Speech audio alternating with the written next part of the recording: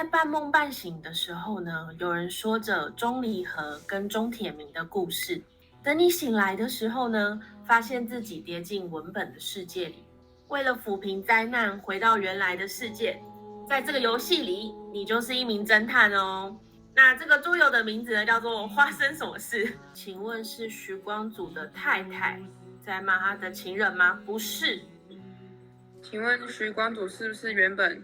要娶情人，但是后来娶了妻子？是，你的方向是对的。最后的结果是徐光祖跟他的情人就分手，然后他跟妻子在一起。他最后离开家的原因是因为他盗用公款，他被关了。当他回来的时候，当他出狱的时候，他发现他的老婆已经离开家里，他已经回到他们娘家。然后呢，他出来之后发现那个情人已经死掉了。那首先就诚如我刚才所说，就是钟离和他在写这个有关美浓的时候，他很多地理景观都有写进去。那美浓的田园风光，一定是常常描绘到的。那钟离和因为他自己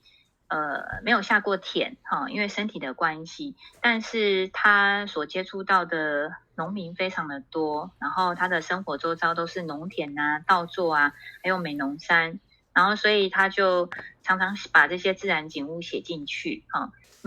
文学若能着根于土地，那他的笔下的人事物才能够被赋予鲜活的生命。所以我们大家都知道，就是美浓这个地方孕育了钟离和的文学，那美浓也因为钟离和的文学就是而渐渐有名气这样子。那也希望今天分享给各位的能带给各位一些收获。好，那接下来就预祝各位这个2天的学习非常的顺利。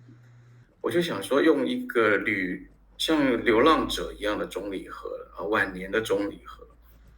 回头看他自己的一生，用这样的方式来作为一个剧本的结构，然后透过这样子的一个结构，让观众可以在50分钟里面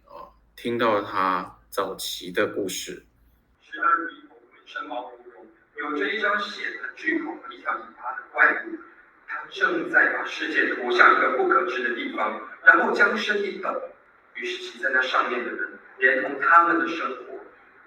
只好同归于尽。在那里，我走进了静止的时间，故乡的记忆化成了千千万万只的黄蝶，起飞，飞过了时间与空间，到达了彼岸。飞过那陌生的城市，去到我向往的地方。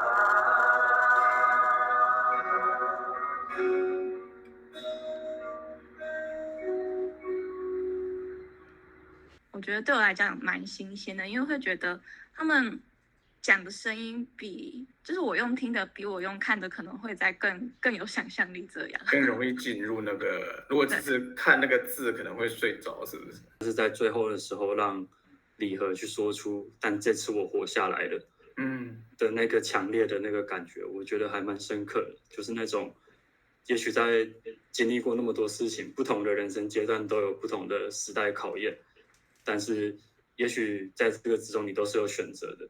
祝大家明天活动顺利，一切好 ，OK， 耶，拜拜，拜拜，拜拜，拜拜。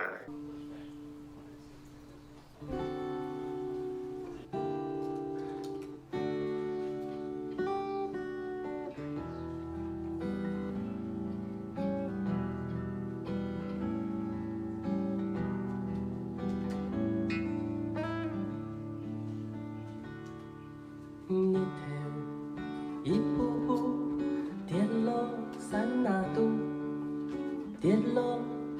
暗暝的乡土。4月的美浓通常是进入到这个区域的旱季，我们通常在迎接梅雨来之前会干旱很长一阵子，然后连河川都不大会有水。但我觉得大家今天来的有一点特别，是遇上了很少见的清明节会下雨的状态。这个地方的整个环境其实育养了铁明老师跟整个钟离和家族一个很重要的关键就是不管你今天是一个有志于创作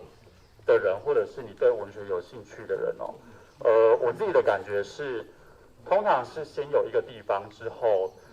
在这个地方的人，你自己对于文字有点兴趣，你对文学有兴趣，你才会使用这些材料，然后透过文学作为媒介，把你的思想所呈现出来。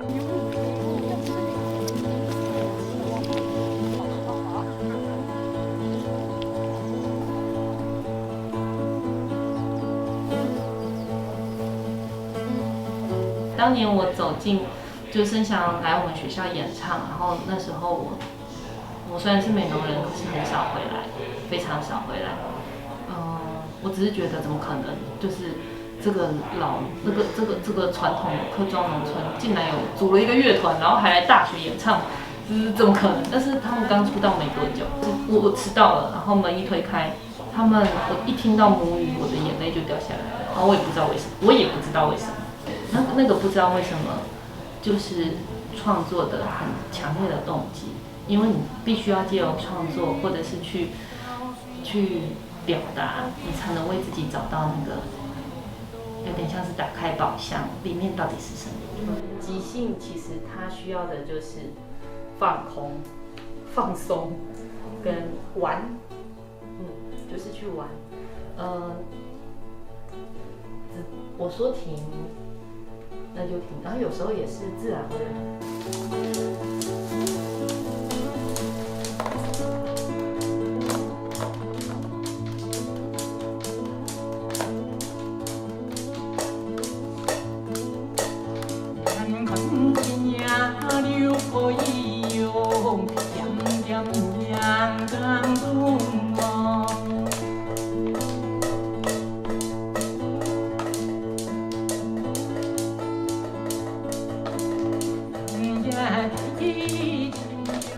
去试试看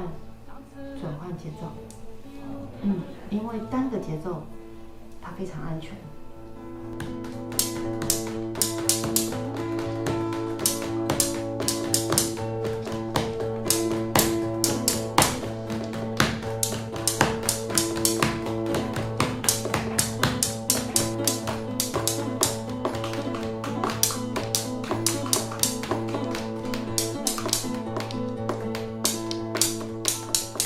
不一样的，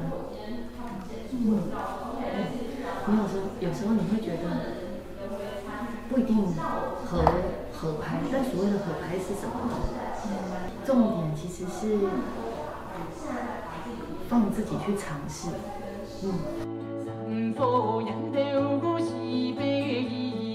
到就是李和先生的作品，但也是因为就是我们这次要就是这个文学创作一个主题，所以我自己在阅读的过程里面，就感觉是其实是蛮新的一个阅读经验，对我来讲，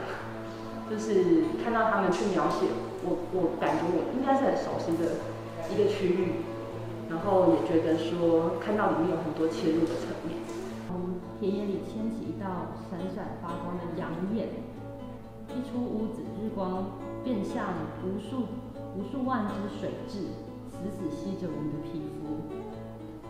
但南边一角，天空乌云密布，云头下有一排灰蒙蒙的帘幕，谁都看得出那里已在下雨。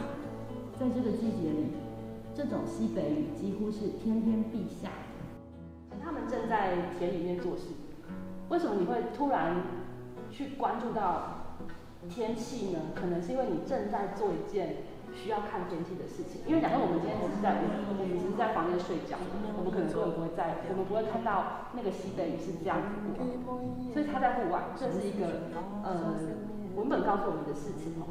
好，现在你们可以到那个阳台那边，然后我们先写5个名词，就是如果我们的题目是山雨的话，那你现在看到就是用你的先有一个看到的名词，你就先写下来。我们写5个，写完再进来。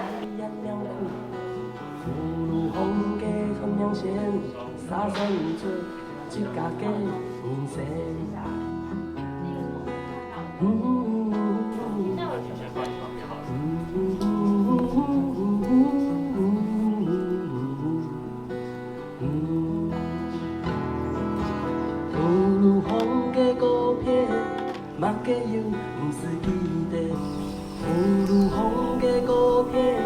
你的长长的春天。雨如风的孤片，草比你做条边。雨如风的孤片，你的长长的春天。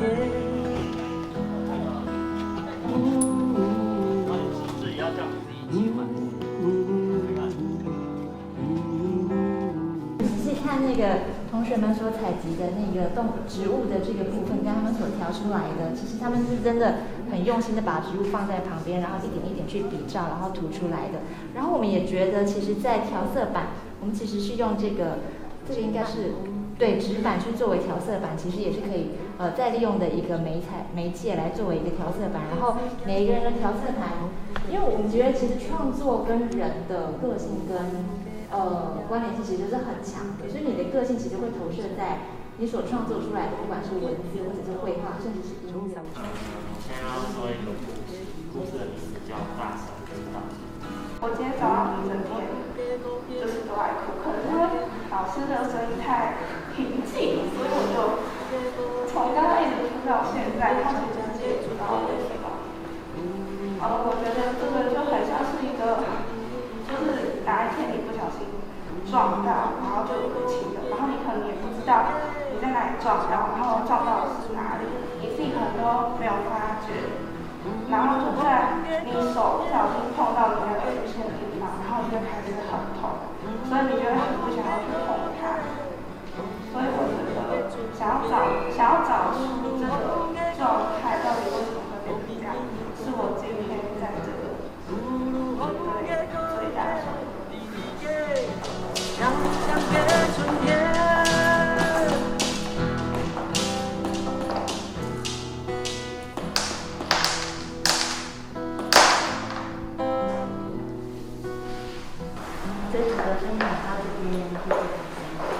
雨渐渐地停下，环绕山林间的薄雾缓缓地丝丝牵起，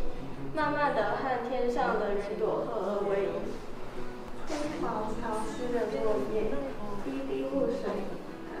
滴满露水的大理石，湿漉漉的泥土，空气中堆满了雨的味道。当你想象自己是只蚂蚁，缓步在落叶之中，盘根错节，金粉自叶间洒落，雨幕高低层层，青苔布满碎石，红砖斑驳，树立网页，乘着泥泞，带着喜悦，不为孤独，心里踏实。所以我们这个小组就是用共创的方式在一起开始的时候，但是我们也给了大家自己的时间，然后去感受环境之后，再回来完成了这样子的一个创作的发表。这样。那今天很荣幸哦，也很开心可以来这里跟大家分享我的一些创作。然后今天因为是文学营嘛，所以我就特别准备了。我创作里面跟文学有关的作品。糖水面向观音山，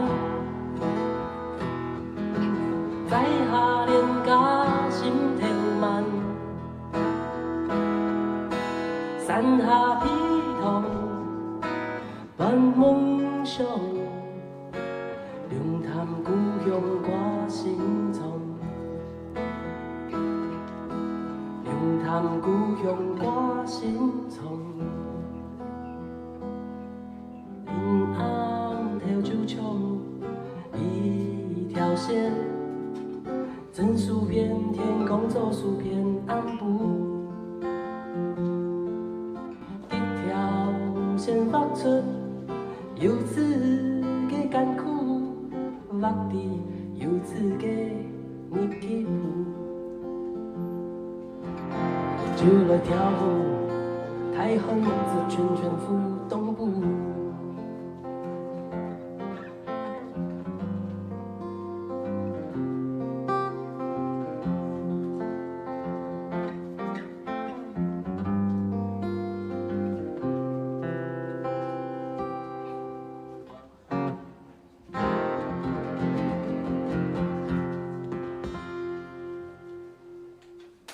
好，谢谢大家。那我今天的分享到这边，好，谢谢，谢谢。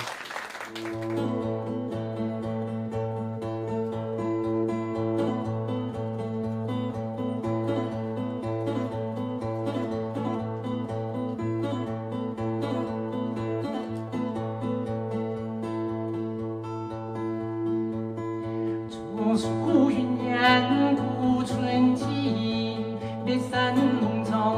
无阴影。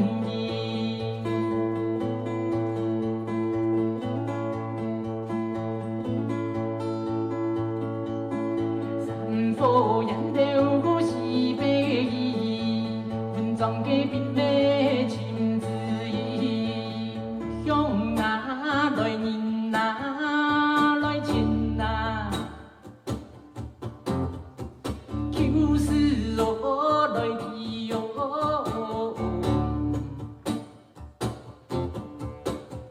别山那水呀，福光我说家我来的哟。